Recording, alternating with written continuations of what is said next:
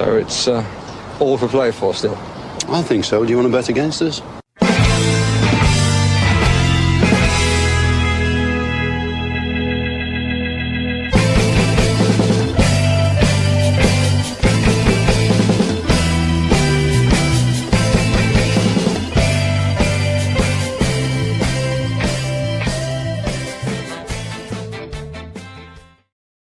Hello, Aston Villa fans, and welcome to For the Love of Paul McGrath podcast. As has become almost customary with this podcast recently, there is gremlins somewhere in here because I don't make any changes, but I didn't hear anything from the intro music there. So I hope you guys did, because I certainly didn't. Anyway, hopefully the only gremlins we have are the only gremlins that Aston Villa experience all day, and that everything goes smoothly for them on the field today, because this is a big one today, as we always say for every single match that we've nearly had in this whole season. Because of our bad start, every game has been a big game, and today is no different. After Chelsea's win yesterday, that 92nd minute winner from Enzo Fernandez, after Liverpool's rout of Newcastle yesterday, Aston Villa need to keep pace with the two of them, or need to keep the pace ahead of the two of them, should I say, with regards to keeping our chances of getting Champions League firmly in our own hands. Obviously, you know, we're 7 points ahead of Liverpool. We're 6 points ahead of Chelsea, but we don't want to lose any ground on both of those teams today. And today is going to be difficult, so Aston Villa are going to need to come out of the blocks absolutely flying for this one, and I have no reason to doubt that they will do that. It's going to be an interesting team sheet. I went early today. I forgot to tell Paddy what time we were going at, so he's going to join us, I would imagine, any minute. I think I might have told him it was 12:45, but I decided to pop on a small bit early because I completely forgot what time it was, and I happened to be sitting here at my computer, so so there is that. But I think, look, obviously the team today, people are going to be wondering, are looking forward, should I say, to the team today. And I'm not getting any sound through my headphones. I don't know what's going on with these. So let me just see if I can reseat them and see, because Paddy's after joining there. We'll know if I can hear Paddy anyway. If not, I can let him chat on, and I can go in and resolve this. But we know that there's going to be potentially a couple of new faces. Well, Leon Bailey isn't a new face. Tammy Abraham isn't a new face, and Douglas Luiz isn't a new face. We've got new bodies that are in, should I say, that should be able to supplement this team throughout the course of the rest of the season. And here is Paddy. I wonder, can I hear him? Good afternoon. No, I can't hear him. It's definitely on my end. I'm going to jump off there for 2 seconds, Paddy. I'm going to let you ramble there for a while, and you can say hello to everybody, because I can't hear a thing anyone is saying. I'll let you do it, and I'll be back. Great start to the podcast, everyone. How are we all doing? I hope you're well. Sorry for being a bit late. I was painting, believe it or not.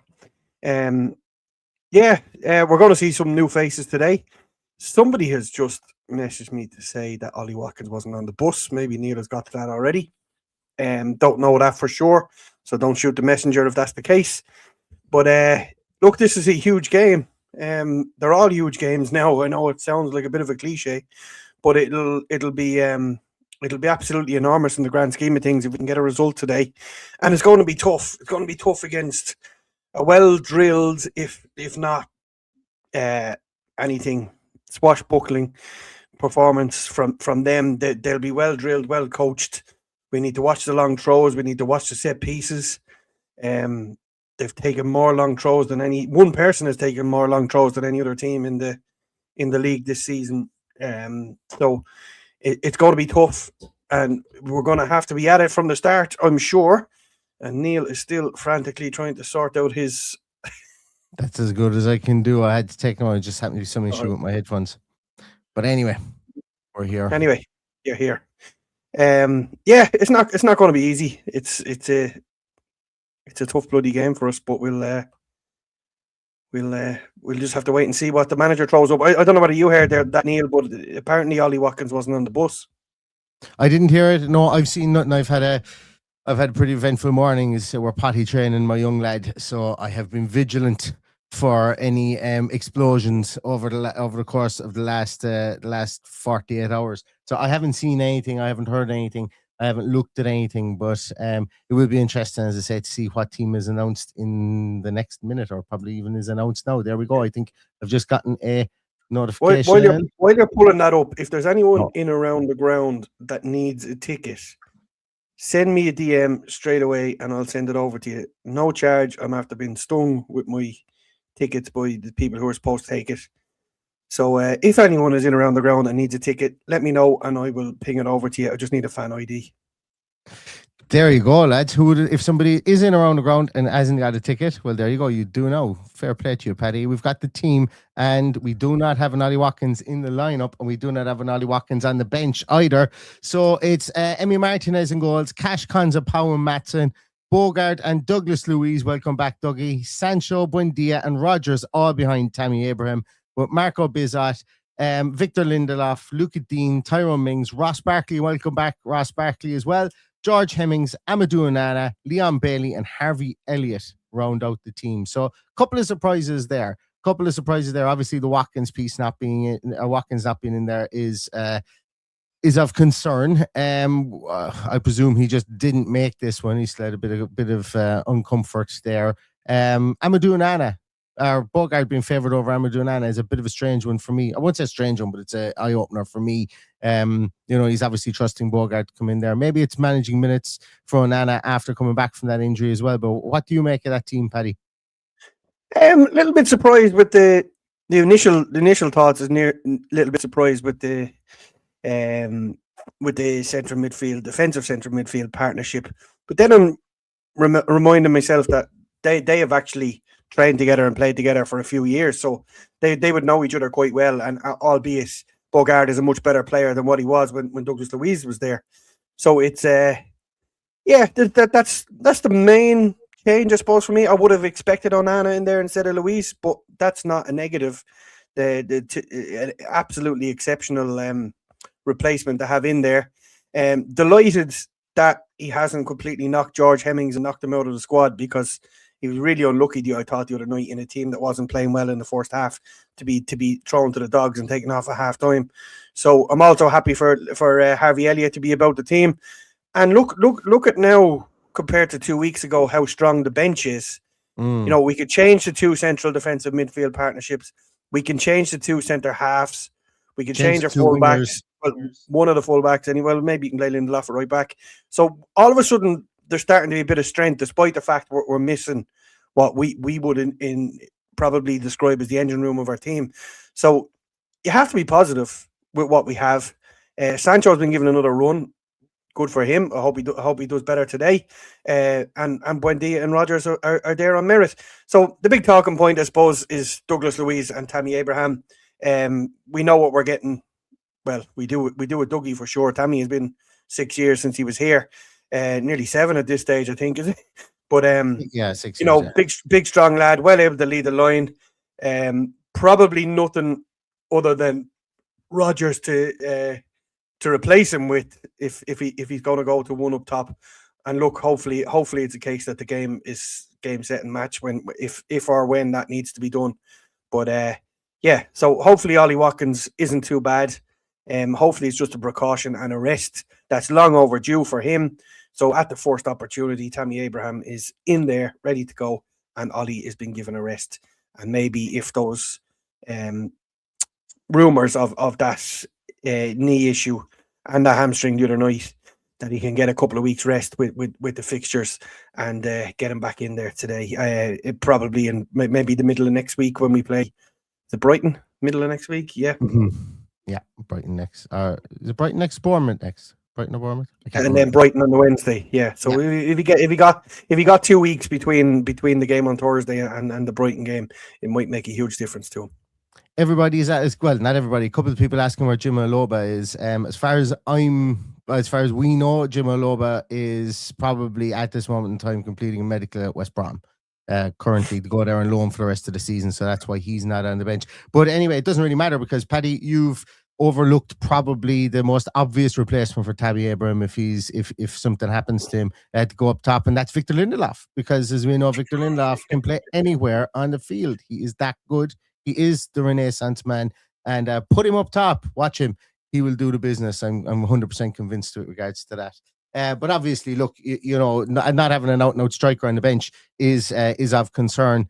And outside of Jim Oloba, and Jim Oloba even came on that left hand side the last time. It will be push Rodgers up there if we need to, but I won't say it's of concern, but I'd say what it is we're probably a year too early for anybody in the academy to step up to be that person like a Hemmings can. Because when you're in the middle of midfield with Hemmings, you've got help. When you're a right back, you've got help. If you, God forbid, we to play Leon Root or anyone inside there, you've got help if you're in those positions. If you're playing the lone striker and you're 18, 19 years of age and things aren't sticking, you don't really have help because it's a lonely job in a new Unai Emery system. You have to be that fulcrum that allows people to catch up with you.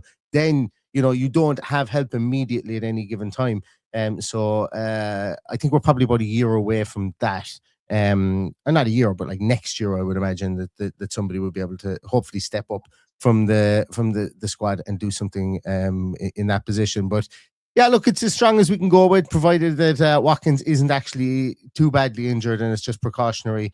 And we do know that of late, the Emery does like to do things precautionarily if he can. He's done it with Martinez before, so hopefully this is the same and it doesn't become a big time thing. Let me just see if I can get the Brentford team, what Keith Andrews has come up with for this game. I read a heartening but also an incredibly worrying statistic as well, that Aston Villa have the longest winning streak against any team in the Premier League is against our home winning streak, I think, is against Brentford. So I hate reading stuff like that on the day of the game because I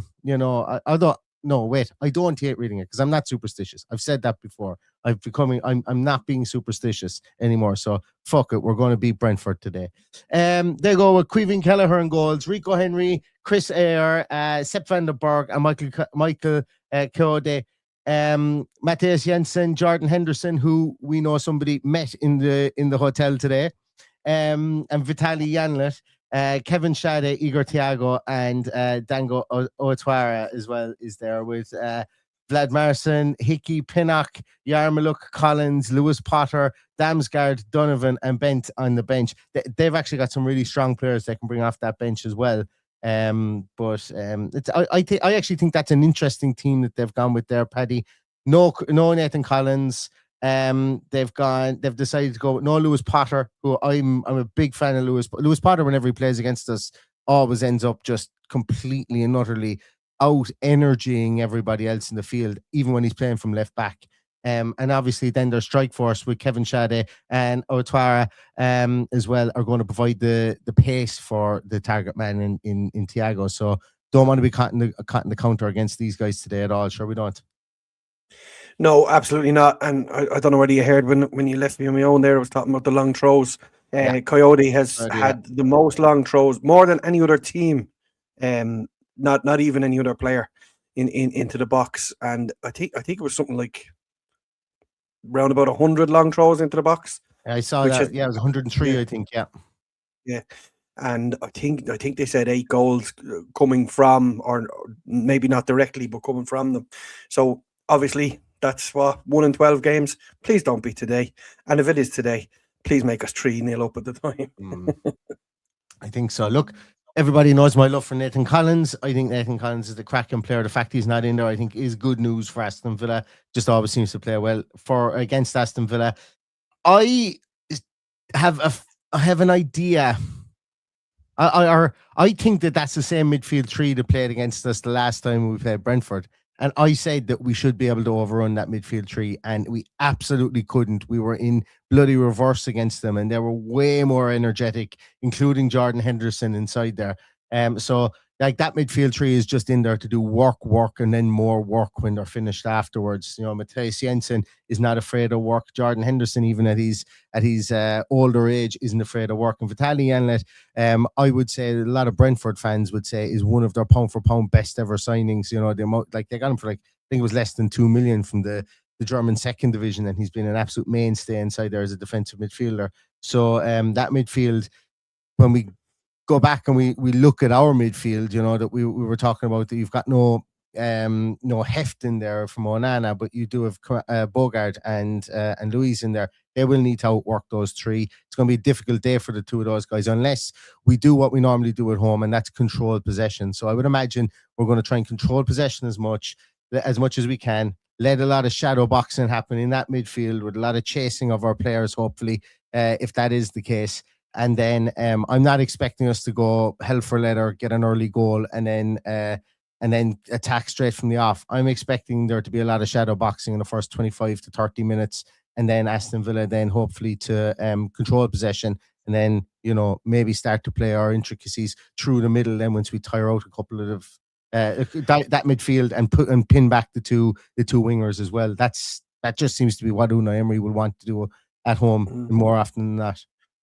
I know we been on the podcast for you for 6 years that when you say something, it takes me 5 minutes to get back in to correct you. But in fact, the two games we played previously this season, that has not been the middle three. Janelt hasn't featured in either of them. Sorry, he did feature in the Carabao Cup game, but Henderson didn't in that one, so it has been mixed up a little bit. But I think that's their strongest midfield. I think this is a team that has the capabilities of hurting us. I do believe they're slightly, I hate saying this, but I think their centre-half partnership is the wrong centre-half partnership for me. I think that's where we're going to cause some trouble. And is Christopher Royer picked because they expected Tammy Abraham today? I believe so.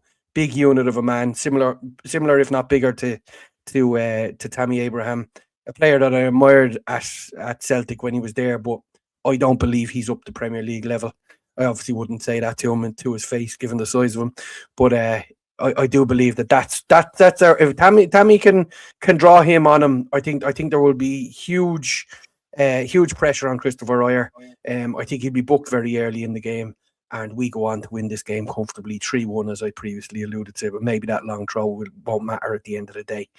But yeah, that's where it can be got at. Henderson's legs won't last the whole 90 minutes either, so there will be a change in there. But just be careful of that front three, because we know Shad has Shad. His love is king. It has hurt us in the past, and Thiago has been a brilliant signing for them after coming back from injury. And Otara, as we know, is well capable. So keep our defence tight. We've got our best defensive partnership, or best defensive four out, I believe, and hopefully the wingers will be pinned back by the likes of Matson's pace on the left hand side, and that might give us a little bit more space. Yeah, people are talking about penalties today. I actually don't want a penalty today because Caoimhín Kelleher stops them for his breakfast in the morning, and he's been absolutely amazing at stopping penalties recently. So I kind of don't want one today. Let's score from open play and let's score from good, well-worked goals as opposed to penalties. But if there is penalties to be taken, I would imagine it's going to be Douglas Luiz or Tammy, which is going to be interesting given that they're the two new boys in the team. They do look like they're the two best penalty takers there. Just a quick one on this, Neil, because I've seen this a few times over the last few days. Ming has to start because of their set piece threat. Our secret weapon is wearing, or I'm not actually not sure, is number 18 he's wearing, Tammy Abraham. So he's our additional central defender for the set piece threats, and I'm absolutely comfortable with it being in there. He'll be sitting in front of the madness that's going on behind him. And hopefully going and attacking the ball, and that's how I see it panning out from set pieces. Jesus, it doesn't feel like we've been on for 18 minutes, but we have nearly 19 minutes. Paddy, what are you going for this one? You said 3-1? Are you going for 3-1 for the win here? Yeah, I would love 3-1. I would love a win, but at the same time, a win is a win today, just to kind of negate those two performances. Chelsea are going to be feeling themselves sniffing their own farts after coming back from 2-0 down to win 3-2 against West Ham. We don't want them to capitalise on that and get an extra bounce from that by us not winning today. And also Liverpool as well. Apparently Liverpool are now the greatest team the world has ever seen again, after beating Newcastle 4-1 yesterday too, which was an absolutely brilliant game, I must say. I'm being a bit facetious there, but Liverpool were class yesterday. But we don't want them to get the extra bounces from that, by us dropping points today. God forbid we don't win, but even drawing, we need to get our Fortress Villa Park status back again after losing to Everton the last time. So I'm going to go with a 2-1 Aston Villa win today, I would love anything more than that. But a win is a win is a win for me today for sure. So start popping your scores into the chat room there. Paddy, Before you do, just to let everyone know, the ticket has gone to a long time listener to the podcast who happened to be dropping off his daughter today and had no ticket himself. So the ticket has gone to him. I won't name him, but enjoy the game. Good stuff. Excellent. Well done, Paddy. That's hopefully that's going to make somebody's day today. Hopefully, save my drive back anyway before the match kicks off. Exactly. Yeah. Exactly. Rightio, we're going to get at our at some of the scores here. So where's the first one? Ty is going for 3-0. Rex Colt's going 4-2 with an Abraham brace. Richie Ryan's going 4-1. Brendan Miller's going 2-1. Peter's going for 2-0. 3-0 says Audrey. 3-2 says David Dams. Sea Lion Eye's going 3-0. Ernest is going for 2-1. Premier Tevi is going for 4-1. 2-0 says Oops. Sun Inkling. 3-0 says Dicky. Oz German's going for 2-1. Monkey Puzzle is going for 2-0. Where else are we? David Burke is going for 2-0. Mr. Ponge is going for 4-0. Damon Parker is back Tammy hat-trick at 66-1. That'll be some going. Be a nice late Christmas present for you there, or an early Valentine's present, whatever way you want to look at it. Michael Smith's going for 2-1. Pee-wee's going 3-1. Black Country Villain going 3-0. Michael O'Brien's going 3-0. Sarge is going for 4-0. Daza is going for 3. 3-0, I presume. David is going for 2-1. Nabby Wright's going for 3-1. Cash's wife says 3-1, and Cash is going for 2-0 as well. And then lastly, Daz is going for 3-1 with Tammy on the score sheet. Liam from Vietnam is saying Villa 3-1.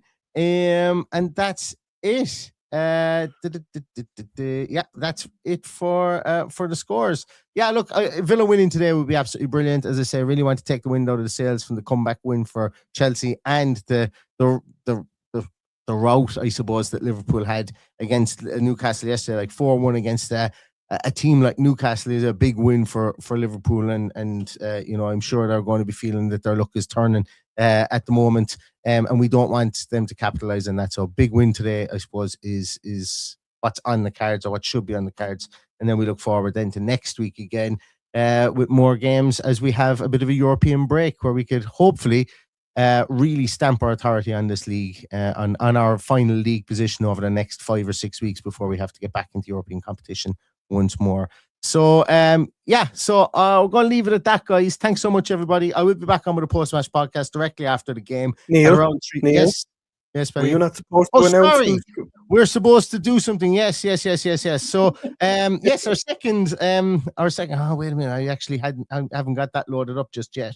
Our second podcast guest actually has dropped by, or will be dropping by, and telling us who he is and who's going to be joining. So give us 2 seconds here now. I'm just going to load it up. So for those of you wondering, Tommy Johnson was the first person that is going to be joining us on the 28th of March. There's still a few tickets on sale there. The tickets will be in the bio here. You can click on that, and hopefully you can, there's still some tickets available there, because there's been an absolutely incredible response to it. The second person that is going to be joining us is... Hi everyone, Alan Wright here. Looking forward to seeing you all on the 28th of March over in Dublin to have a good night with Neil and Paddy. Up the Villa. Up the Villa indeed. Alan Wright is going to be joining Tommy Johnson with us over in Dublin. I know I said over in Birmingham. We're in Dublin on the 28th of March, and that's 2 of the 4 that are going to be joining us. You never know, if Villa win, we might do... Well, actually, we will. We will do another announcement, hopefully, if we get the video. We won't have it. We won't have it. We won't have it. We won't have a video for... So maybe we might have to kick it off until later on. So he was nursing a major hangover this morning when I messaged him, and... Yeah, I said to him, look, if you get it to me today, we'll get it up. If he said it'll probably be tomorrow, so I said, yeah, go for it. We'll draw it out. It's not like we need to. The people bought so many tickets just to see me and you, Neil, and Sam Leonard, that we don't need to worry about it. It still breaks my mind. still breaks my mind with the amount of tickets that have been sold. It's incredible. But thank you so much to everybody who has bought tickets. There are tickets still available in the bio. You'll be able to get the link there as well. And we hopefully will see you all for an absolutely brilliant day where we celebrate the team of 96 and 2 more players to be announced. So that's going to do it for today. I need to run back inside. As I say, it is like Saving Private Ryan inside. It's potty training and there's bullets flying everywhere. At the moment inside there, so I need to get back in and give a hand. But we'll be back for a post-match podcast as well. Just a quick one there to tell James, send me a DM and I'll point him in the direction of where in Cork or Kinsale that he can watch the match. Brilliant. I just need to check with the guys down there if the pub is still in Kinsale still shows it. Lovely stuff. Excellent. Right, so thanks so much, everybody. Stay safe, stay healthy, and all that's left to say is up the Villa. Oh no, wait, there's going to be Villa outro. The AM outro was on there, so up the Villa.